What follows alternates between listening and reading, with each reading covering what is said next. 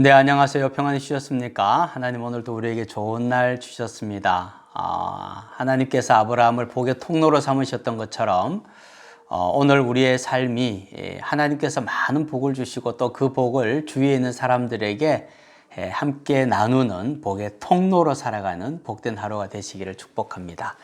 오늘은 에스겔 37장 5절 말씀입니다. 주 여호와께서 이 뼈들에게 이같이 말씀하시기를 내가 생기를 너희에게 들어가게 하리니 너희가 살아나리라. 아멘. 마른 뼈 환상입니다. 우리가 잘 알죠. 하나님께서 에스겔에게 환상을 보여주셨는데 한 골짜기에 수많은 마른 뼈들이 널려 있는 것을 보게 하셨습니다. 그리고 질문을 하시죠.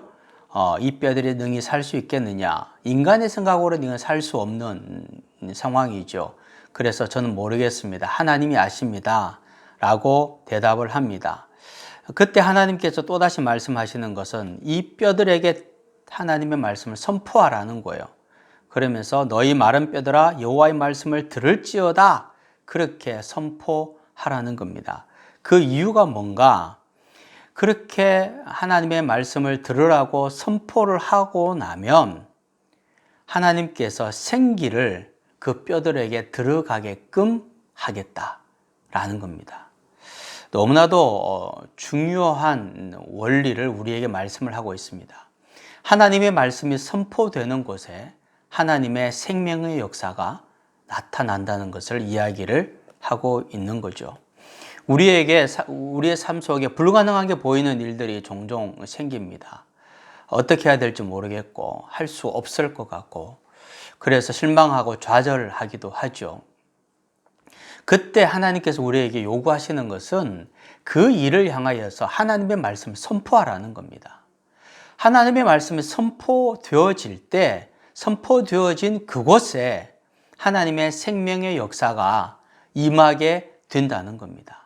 우리가 하나님의 말씀을 선포하지도 않고 가만히 있으면서 잘 되기를 바라는 것만큼 어리석은 일은 없습니다. 우리의 삶의 문제를 여호와의 말씀으로 선포하고 명령해야 됩니다. 그리고 믿음을 가지고 그곳에 명령할 때 하나님께서 하나님의 생명의 역사를 그곳에 허락해 주신다는 사실을 우리가 꼭 기억해야 합니다.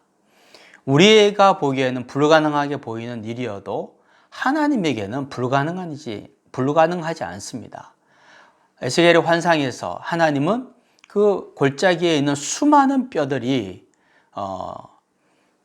다 자기 몸을 찾아가고 그리고 근육이 붙고 살이 붙고 마지막에는 생기까지 불어넣어져서 큰 하나님의 군대가 되는 그 환상을 보지 않습니까? 그것은 하나님의 말씀이 선포되는 그곳에 하나님의 역사가 임한다는 것을 확실하게 보여주는 환상입니다. 이 환상은 에스겔의 것만이 아니라 바로 또한 우리의 것임을 우리가 기억합시다. 하나님께서 우리에게도 이 환상을 지금 보여주고 계십니다. 우리 삶에 불가능하고 안 된다고 생각하고 더 이상은 포기해야 된다고 생각하는 일들이 있었습니까? 그런데 생명을 살려야 되는 중요한 일입니까? 그렇다면 다시 한번 하나님의 말씀을 먼저 선포합시다.